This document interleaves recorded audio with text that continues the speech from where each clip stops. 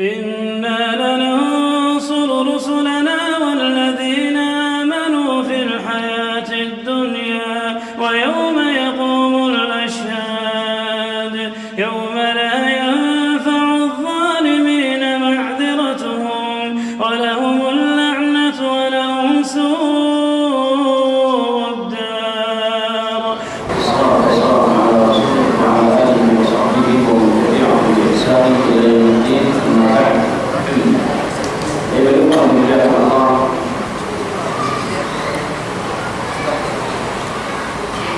Sebelum kita masuk ke sesi tanya jawab, ada satu penggalan lagi dari pengertian puasa tadi yang perlu kita bahas. Bahwasanya puasa adalah ibadah kepada Allah, yaitu dengan menahan diri dari makan dan minum dan menahan diri dari perkara-perkara yang dapat membatalkan puasa dengan niat dimulai dari terbit fajar sampai terbenamnya matahari.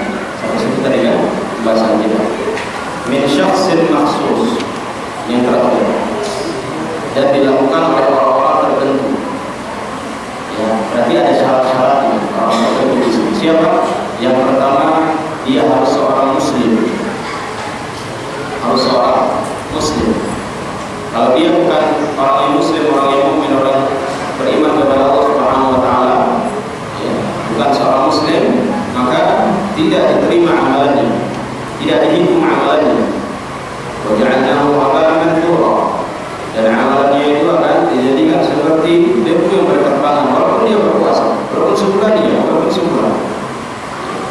Tidak dianggap sebagaimana orang kafir, mereka punya ibadah tersendiri, amalan-amalan tersendiri. Amalan-amalan mungkin amalan mereka juga dianggap baik oleh sebagian orang mukmin. Berinfak bagi orang miskin, sedekah, beramal yang lainnya. Namun amalan mereka tidaklah berguna di hadapan Allah Subhanahu wa taala. Jadi yang pertama harus muslim. Yang kedua baligh aqil. Cukup umur dan berakal. Baligh artinya anak-anak gak wajib puasa. Tapi anak-anak dianjurkan dilatih untuk berpuasa. Dididik agar dia terbiasa untuk berpuasa. Ini boleh. Namun kewajiban ini belum ada. Artinya kalau anak-anak nggak puasa, dia nggak menanggung beban dosa, dia nggak berdosa. Tapi kalau dia berpuasa, dia mendapat pahala dan orang tuanya pun mendapat pahala. Karena itu hasil didikannya orang tua, hasil didikannya. Maka terkadang kita melihat ada anak-anak yang puasa, kita nggak puasa, tapi puasanya setengah hari. Padahal memang dalam syariat nggak ada istilah puasa setengah hari. Namun itu bahasa untuk mentarbiyah anak-anak. Artinya kita harus jelaskan ini masa latihan, masa belajar setengah hari. Karena yang dimaksud puasa itu nggak ada puasa setengah hari, yang ada min tulu'il fajr ila ghurubi syams, dari terbit fajar sampai terbenam matahari, itu puasa. Jadi bagi anak-anak tidak ada kewajiban berpuasa. Tapi kalau orang tuanya menganjurkan berpuasa, mendidiknya itu baik, suruh berpuasa. Yang masih SD suruh berpuasa. Yang sanggup sehari alhamdulillah. Memang tidak boleh dipaksakan. Dilihat kemampuan dan umur si anak. Ya, seperti anak TK, mungkin anak SD kelas 1 sampai kelas 3 berat begini yang puasa sehari. Ya, puasa setengah hari. Diajarkan adab-adabnya. Nanti diterbiyah diri. Tapi kalau sudah umur 10 ke atas, insya Allah sanggup berpuasa sehari, insya Allah sanggup. Karena biasanya anak-anak kadang yang susah makan, sehari nggak makan nggak apa-apa. Ya. Tapi begitu puasa lemas. Ya. Ada juga yang demikian. Jadi kewajibannya hanya bagi orang yang baik. Dan umur baligh antara laki-laki dan perempuan itu berbeda. Biasanya lebih cepat wanita. Wanita itu antara 9 sampai 12 tahun. Itu antara umur baligh wanita. Kalau laki-laki ya antara 13 sampai 15 atau 12 sampai 15 di atasnya.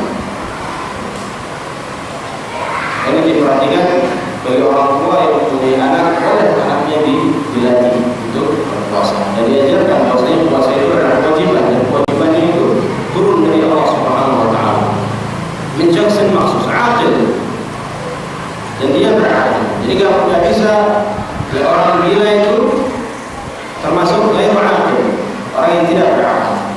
Jadi keluar dari orang yang berakal itu orang gila, keluar dari situ. Ya, orang yang gila, orang yang pingsan, orang yang stres, orang yang kerasukan, ya, orang yang lupa ingatan, itu keluar daripada akal dan dia tidak wajib puasa. Kemudian Muslim pada akal yang mutim, wajibkan bagi orang yang mutim, tidak wajib bagi safar, tidak wajib bagi orang yang musafir. Yang melakukan safar atau disebut dengan musafir tidak wajib puasa. Karena Allah Subhanahu wa taala menyebutkan dalam Al-Qur'an demikian. Kata orang yang berpuasa, "Man kana maridan aw 'ala safarin." Namun siapa yang sakit ataupun tengah melakukan perjalanan jauh, fa'iddatun min ayyamin ukhra, maka dia ganti di hari lain di luar Ramadan. Bagi yang safar. Namun para ulama di sini menjelaskan tentang safar. Ada dua hal di sini yang perlu diperhatikan tentang safar. Ada safar berat, ada safar yang ringan yang tidak memudaratkan puasanya. Maka kalau safar yang ringan yang tidak memudaratkan puasanya, maka dia dianjurkan untuk menahan puasanya, ya, memperjuangkan puasanya. Misal ada orang yang tinggal, ya, di tempat tinggalnya itu ada bandara, mungkin orang tinggal di Medan ada bandaranya, ya, mau ke bandara aja, naik pesawat, kan nggak capek pesawat, setengah jam jalan itu, nggak berat yang demikian, maka dia pertahankan puasanya. Tapi kalau sahabatnya dari kota saya ke bandara aja 8 jam, 9 jam, lagi yang mabuk, dan dia kalau dia pertahankan puasa itu dorong buat dia, maka dia buka, itu lebih afdal. Dia berbuka lebih afdal. Tapi kalau dia safar yang ringan, maka dia lebih baik menahan puasanya. Baik, ini kemudian Allah Subhanahu wa taala. Jadi orang yang safar tidak wajib berpuasa. Namun rinciannya seperti yang kita sebutkan tadi.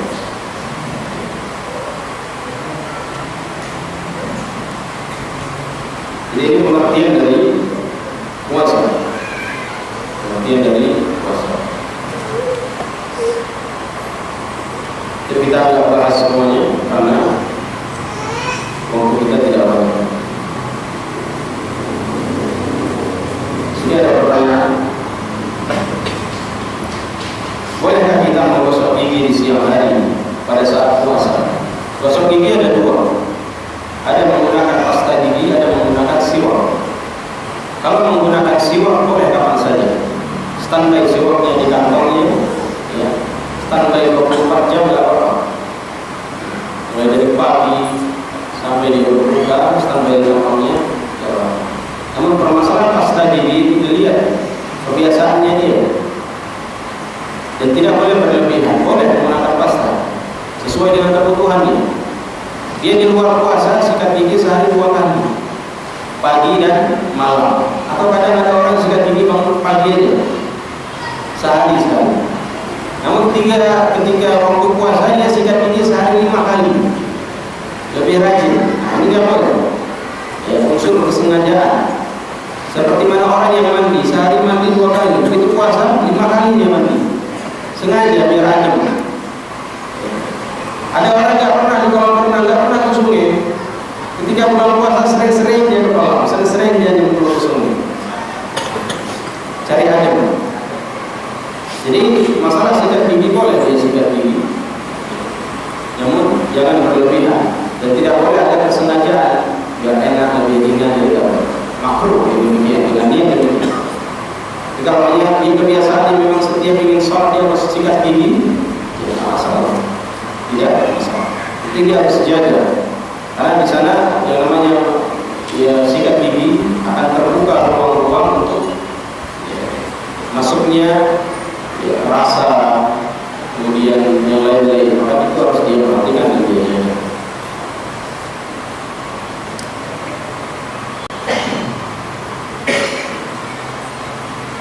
Amalan-amalan ringan apa saja yang dapat dilakukan saat puasa? Waktu luang, baca Al-Quran.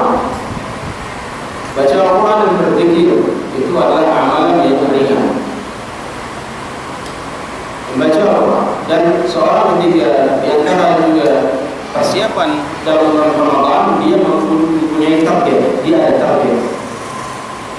Target membaca Al-Quran dalam sehari berapa lembar, dalam seminggu berapa, dalam sebulan itu berapa kali khatam. Minimal kalau tidak dia bisa khatam dalam sebulan sekali. Berarti satu hari harus mengkhatamkan 1 juz. Satu hari 1 juz, 30 hari 30 juz, atau 29 hari juz terakhir 29, 30, 2 juz itu ringan insyaallah. Dia harus ada target. Kalau mau targetnya sebulan 2 kali khatam, berarti satu hari 2 juz. Jadi jangan dibayar 1 juz sehari berat. Jangan sekali duduk bacanya berat. Dicicil. Ya. Dicicil 2 waktu salat. Kalau yang mau 1 hari 1 juz dicicil habis subuh. Ya, 2 lembar, atau sebelum subuh selembar, ada subuh selembar. Sebelum zuhur selembar, ya. Ba'da zuhur selembar. Dicicil. Kan demikian akan lebih ringan. Dan juga berzikir di waktu-waktu luang.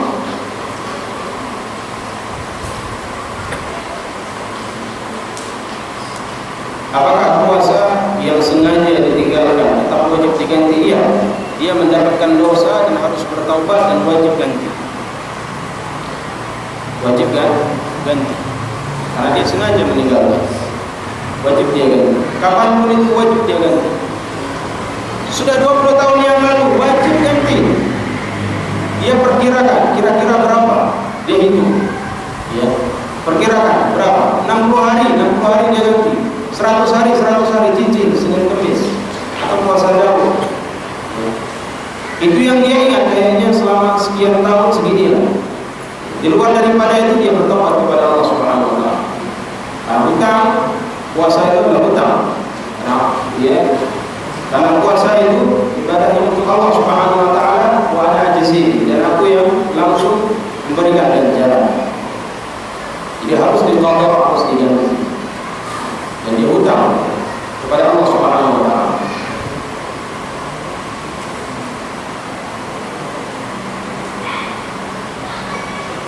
Apakah menyuntikkan obat di bagian tubuh seperti pada lengan membatalkan puasa? Iya, menyuntikkan obat termasuk hal-hal yang membatalkan puasa, baik itu infus atau obat-obat lain ya, yang mengandung unsur-unsur dapat meningkatkan stamina-nya atau dia lebih kuat. Maka orang yang sakit dia tidak wajib puasa. Orang yang sakit, apalagi orang yang telah ya, ketergantungan dengan obat, dalam sehari itu harus minum obat. Seperti orang tua misalnya, sudah sakit-sakitan, maka dia tidak perlu berpuasa, cukup bayar fidyah. Wa 'alal ladzina yutiqunahu fidyatun ta'amu miskin. Bagi orang-orang yang susah untuk berpuasa, yutiqunahu, orang sudah tua renta, berat bagi yang berpuasa, fidyatun ta'amu miskin, maka bagi yang cukup fidyah saja, memberi makan fakir miskin. Beli nasi bungkus, kasih. 1 hari 1 nasi bungkus untuk ya orang miskin, untuk sekali makan dengan porsi yang cukup. Itu bagi yang memang yang tidak sanggup lagi berpuasa, orang tua ya, sudah tergantungan dengan obat.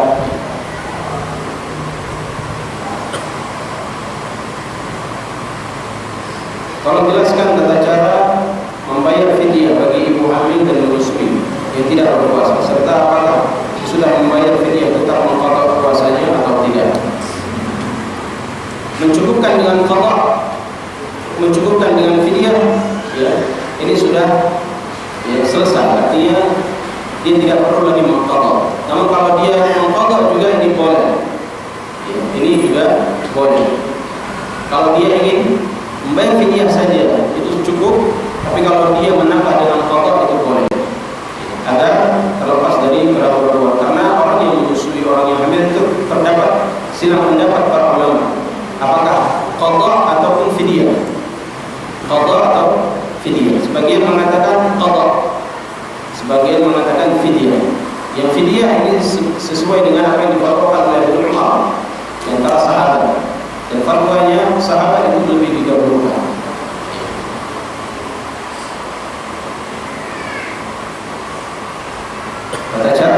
fidyahnya seperti tadi, memberikan makanan sesuai dengan makanan yang dia makan. Kalau dia bisa masak, dia masak. Kalau tidak, dia beli. Makan dan minumnya lengkap dengan lauk-lauknya, sesuai dengan makanan yang dia makan. Jangan dia sehari-hari makan enak, ketika fidyah makannya enggak enak, dikasih orang. Ini enggak boleh.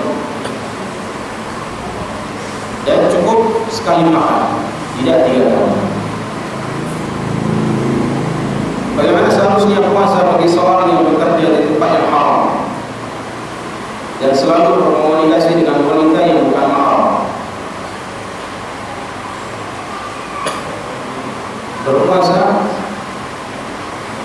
orang yang lagi menjalankan berpuasa tapi lagi bekerja di tempat yang haram, takwa kepada Allah Subhanahu wa taala agar dia tidak bekerja di tempat yang haram. Tidak boleh seorang itu bekerja di tempat yang haram. Takwa kepada Allah Subhanahu wa taala, Allah akan gantikan yang lebih baik. Namun kewajiban berpuasa tidak gugur. Tetap dia wajib berpuasa. Dan kalau dia punya kemampuan, kesempatan, dia mencari kerjaan yang lebih baik, kerjaan yang halal, janganlah dia menganggap remeh. Karena Nabi SAW mengatakan, ya berzaman memang ada orang demikian. Sayati 'ala an-nasi zamanun la yubaluna al-mar'u min aina akhadha al-mal am min halal am min haram. Akan datang suatu masa di mana ada orang-orang yang tidak peduli terhadap pemasukannya, pencariannya. Apakah pemasukannya dari hal yang haram, pencariannya dari hal yang haram, atau dari hal yang haram, hal yang halal? Dia tidak peduli. Yang penting dapat uang. Ini hendaknya bertakwa kepada Allah Subhanahu wa taala. Dia tidak bisa bekerja dengan orang. Dia bisa buka usaha sendiri. Dia punya keahlian apa? Atau apa yang bisa dia buat? Maka dia buat. Terkadang orang lebih banyak gengsi yang maju. Maka apa yang dia mampu, skill apa yang dia bisa, keahlian apa, dia bidang apa, dia kerjakan. Semoga dengan itu Allah berikan keberkahan.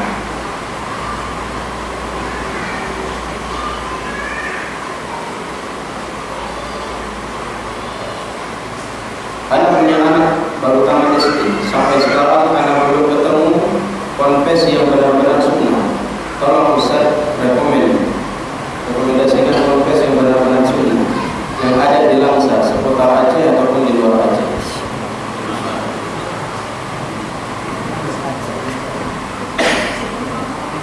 Kalau pesantren ini banyak nih. Namun terkadang orang tua ada yang mau pesantrennya itu pesantren yang formal, artinya terpadu, ada ijazahnya. Itu banyak di Banda Aceh ada, atau yang non formal juga ada di daerah Medan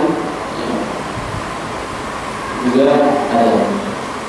Di daerah Medan mungkin dia bisa masuk ke pesantren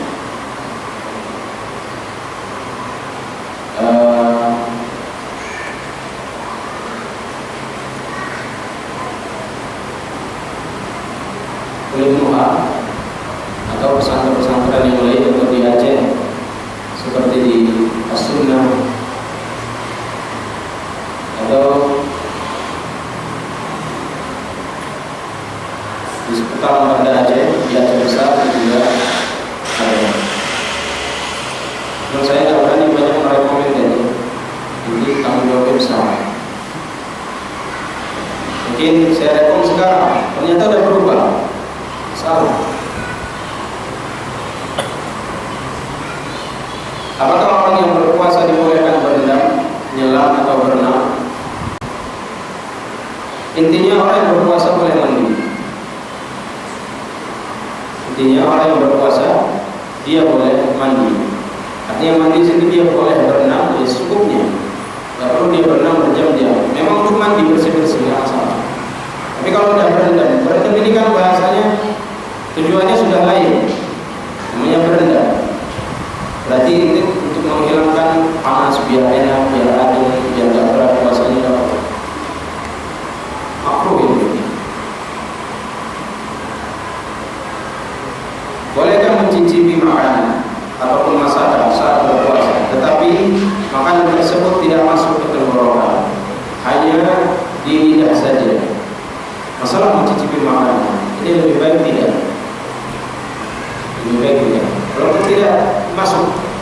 ketenggorokan dia, tapi ya rasa-rasanya itu membuat kita mencicipinya berkali-kali. Masak ini cicip sekali, masak ini itu cicipi sekali. Karena orang kalau sudah terbiasa memasak, itu biasanya dia sudah tahu takarannya. Dia sudah tahu takarannya, garamnya seberapa, kalau yang pakai micin-micinnya seberapa, ya, dia udah tahu.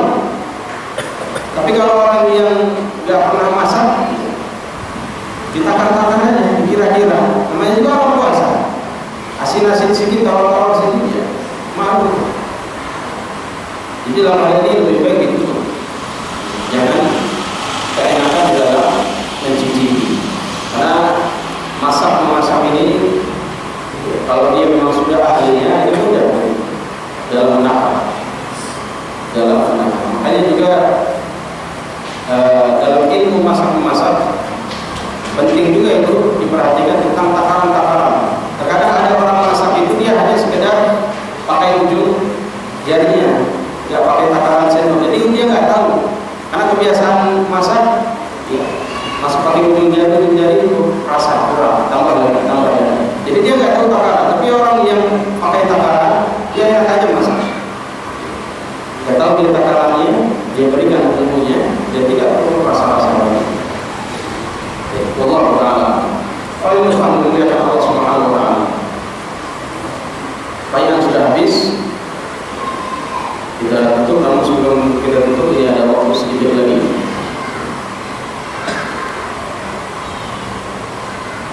Kita ingin sampaikan tentang permasalahan di akhir bab. Imam An-Nawawi menyampaikan di sini bab tentang orang yang menyiapkan berbuka puasa bagi orang yang berpuasa. Mungkin bagi kita yang laki-laki safar atau sakit yang tidak berpuasa, ataupun bagi wanita yang haid yang tidak bisa berpuasa, atau lagi yang menyusui, walaupun mereka tidak bisa berpuasa, tapi mereka bisa mendapatkan pahala puasa. Dan itu dikhabarkan oleh Nabi SAW melalui hadis Zaid bin Khalid Al-Juhani. Dari Nabi SAW beliau bersabda, "Man faqqara sha'iman kana lahu mithlu ajrihi, ghaira annahu la yanqusu min ajri as-sha'im shay'an." La yanqusu min ajri as-sha'im shay'un. Nabi bersabda, pada siapa yang membuatkan makanan atau minuman untuk orang yang berpuasa, untuk dia berbuka puasa nantinya, maka orang yang membuatkan makanan ini mendapatkan pahala puasa seperti mana pahala orang yang berpuasa. Dan hal tersebut tidaklah mengurangi pahala orang yang berpuasa itu. Jadi yang berhalangan berpuasa, tidak bisa berpuasa, maka dia lakukan ini, membuat minuman atau makanan itu orang yang berbuka puasa, maka dia akan mendapatkan pahala puasa. Dan tidak ada udzur syar'i kecuali apa yang telah disebutkan oleh Allah Subhanahu wa taala dalam Al-Qur'an. Orang yang tidak berpuasa, yaitu boleh tidak berpuasa kalau dia sakit, anak kecil sakit, safar, orang yang hamil atau menyusui. Bahkan sebagian para ulama memberikan rincian orang yang hamil atau menyusui, sekiranya tidak memudaratkan si bayi atau janinnya, maka dia juga boleh berpuasa. Apabila dia bisa perkirakan tidak membahayakan janin dan bayinya, maka dia boleh berpuasa walaupun dia menyusui, walaupun dia hamil. Kemudian orang yang tua renta tidak lagi mampu untuk berpuasa. Begitu juga yang lainnya. Namun selain daripada yang disebutkan oleh Allah Subhanahu wa taala wajib berpuasa.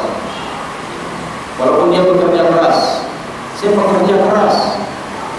Mungkin seharian kerja bawah panas terik matahari, tetap puasa wajib, tidak gugur kewajiban tersebut. Hanya saja kalau dia sebagai tukang ataupun pekerja berat, maka dia kurangi porsinya. Jangan dia paksakan dalam bekerja. Kalau biasanya dia bekerja dari jam 8 sampai jam 12, tidak ada istirahat kecuali jam 12 itu, maka dia istirahat jam kerja istirahat sebentar, 1 jam kerja istirahat. Yang biasa mengangkat 2 sak semen, jangan 2 sak semen, 1 sak semen atau setengah sak semen. Jadi dikondisikan. Jadi nggak ada artinya saya kerja keras, ya, nggak berpuasa, tetap dia juga harus berpuasa. Ayo lihat memuliakan Allah Subhanahu Wa Taala. Dan yang terakhir ini ada satu bab lagi tentang bab i'tikaf. Dia menjadi masjid di 10 malam terakhir. Ini juga penting diperhatikan bagi yang punya kesempatan. Maka jangan sia-siakan kesempatan ini. Di mana Nabi SAW orang yang sangat bersemangat di bulan Ramadan, terlebih di 10 malam terakhir.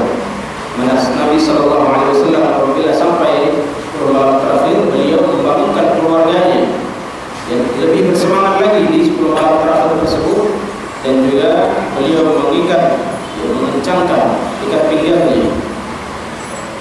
Jadi di sini juga anjuran untuk melakukan i'tikaf di 10 malam terakhir di masjid yang ada, di masjid yang ada ataupun masjid yang bisa dia tempuh untuk melakukan i'tikaf di dalam tersebut. Dan mulai i'tikaf mulai malam 21 sampai malam terakhir, malam takbiran. Artinya pada maghrib atau pada isya dia baru keluar. Dan dia beraktivitas di masjid selama 10 hari atau 10 malam itu. Aktivitasnya hanya di dalam masjid. Kalau ada kebutuhan baru dia keluar, seperti buang hajat, ingin mandi, ya, menyuci, ataupun hal-hal yang lain yang dibutuhkan. Selain dari itu, ya, selain dari hal yang tidak dibutuhkan, tidak boleh dia keluar dari masjid. Dan itu banyak hadis-hadis yang menunjukkan tentang, ya, contoh Nabi SAW beriktikaf. Seperti hadis Ibnu Umar, kata Rasulullah SAW ya'takifu al-'ashra al-awakhir min Ramadan. Nabi SAW itu senantiasa beriktikaf di 10 malam terakhir bulan Ramadan. Maka dalam riwayat lain, Nabi beriktikaf di 10 malam terakhir bulan Ramadan hatta tawaffahu Allah, sampai Allah mewafatkannya. Setelah Nabi SAW wafat, i'tikaf azwajuhu min ba'di.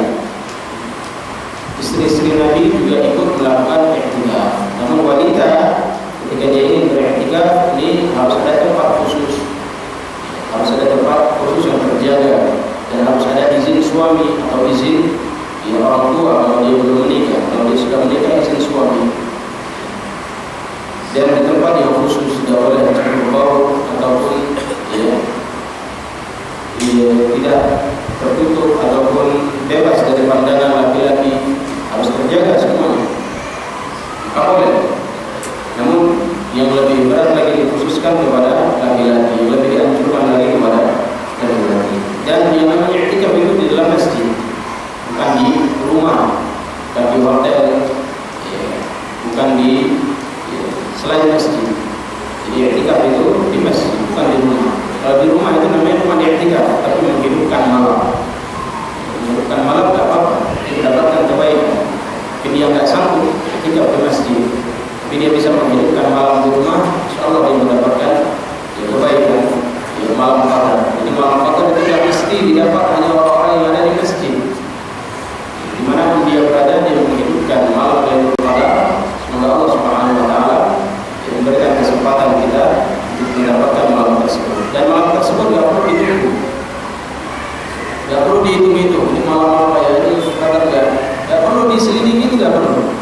Intinya kita menghidupkan 10 malam terakhir, ya, mau kapan Allah tampakkan itu kehendak Allah Subhanahu Wa Taala. Intinya kita menghidupkan. Kalau kita hidupkan 10 malam terakhir itu, insya Allah sudah ya, dapat malam tersebut. Tapi terkadang orang malamnya tidur, paginya sibuk. Hari malam gimana cuacanya ya, cerah nggak hari ini, hujan nggak, sejak semalam itu.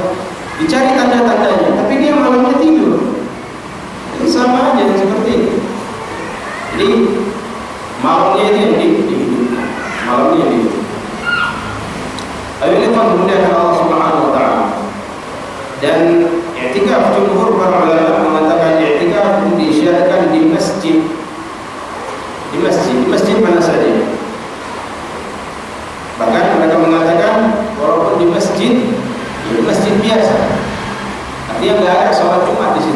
Tapi didirikan sholat 5 waktu boleh i'tikaf di situ. Namun yang lebih afdal di masjid yang ada sholat Jumat, Karena permasalahan i'tikaf ini banyak pendapat yang mengatakan syariat i'tikaf itu hanya di 3 masjid. Hanya di 3 masjid. Masjidil Haram, Masjidil Nabawi, Masjidil Aqsa. Kemudian pendapat yang kedua hanya di masjid jami'. Jadi masjid yang ada salat Jumat. Jadi banyak pendapat. Tapi jumhur mengatakan boleh di masjid manapun. Yang penting ditegakkan salat 5 waktu. Karena kalau nggak ada salat 5 waktu, ngapain dia i'tikaf di situ? Nggak jelas salat 5 waktunya, gimana dia mau i'tikaf di situ? Padahal tujuan i'tikaf agar dia bisa beribadah dengan ibadah yang maksimal. Makanya lebih baik i'tikaf tempat yang ada masjid jami'nya. Namun kalau tidak ada juga sah. Jadi ikhwan dimuliakan oleh Allah Subhanahu wa taala. Ini mungkin yang bisa kita sampaikan dari permasalahan puasa. Semoga Allah Subhanahu wa taala memberikan taufik kepada kita menjalankan puasa dengan baik. Dan pesan yang terakhir, yang pertama tadi saya sampaikan, siapa Ramadan, kita membersihkan diri kita, mensucikan diri kita dari segala macam dosa dan maksiat, terutama dari dosa-dosa besar, dosa-dosa kesyirikan, kebid'ahan, khurafat dan yang lainnya, agar kita bertaubat darinya. Karena percuma kita berpuasa, tahu fikih puasa, menjalankan sesuai sunnah Nabi Sallallahu, tapi dari dosa kesyirikan dan dosa-dosa besar kita perlu bertaubat terhadap dosa tersebut, maka percuma. Maka sebelum masuk bulan Ramadan kita bertobat kepada Allah, beristighfar kepada Allah, dan berharap memohon kepada Allah agar diberikan kesempatan untuk bisa beramal dengan baik di bulan yang penuh berkah. Di Nabi SAW menyebutkan bulan Ramadan ini adalah bulan yang penuh berkah. Syahrul Mubarak. Jadi arti berkah itu kathratul khair wa thubutuha. Jadi yang maksud dengan berkah itu banyaknya kebaikan dan tetapnya kebaikan tersebut, terus menerus kebaikan. Disebut dengan Syahrul Mubarak, bulan yang penuh dengan keberkahan. Jadi keberkahan itu memang datangnya dari Allah Subhanahu wa taala sesuai dengan dalil. Jadi sesuatu yang diberkahi itu ada petunjuknya dari Allah Subhanahu wa taala, tidak sembarangan. Jadi ada bulan berkah, ada hari yang berkah, ada malam yang berkah. Bulan yang berkah itu bulan Ramadan. Hari yang berkah itu hari Jumat. Malam yang berkah itu malam Lailatul Qadar. Itu semua yang menunjukkan dalam hadis tentang berkahnya hal tersebut. Namun sesuatu yang dianggap berkah tapi tidak ditunjuki dalam syariat dan hadis-hadis Nabi SAW, maka dia bukanlah berkah. Seperti orang mengatakan bekas minum ustaz berkah, ya. Kemudian tempat kubur ustaz berkah. Kemudian ya, usapan mereka berkah, ludah mereka berkah, kotoran mereka berkah. Ini ada sebagian orang yang demikian. Ini tidak ada. Ya, zat yang diberkahi itu hanya zatnya Nabi SAW, dan itu khusus bagi Nabi SAW, tidak bagi yang lain. Ludahnya Nabi berkah, ya. Keringatnya Nabi berkah, dijadikan sebagai minyak wangi, ya. Itu khusus bagi Nabi SAW, tidak boleh orang yang merasa dia berilmu, orang alim, dipandang orang, kemudian memposisikan sebagai posisi Nabi SAW dalam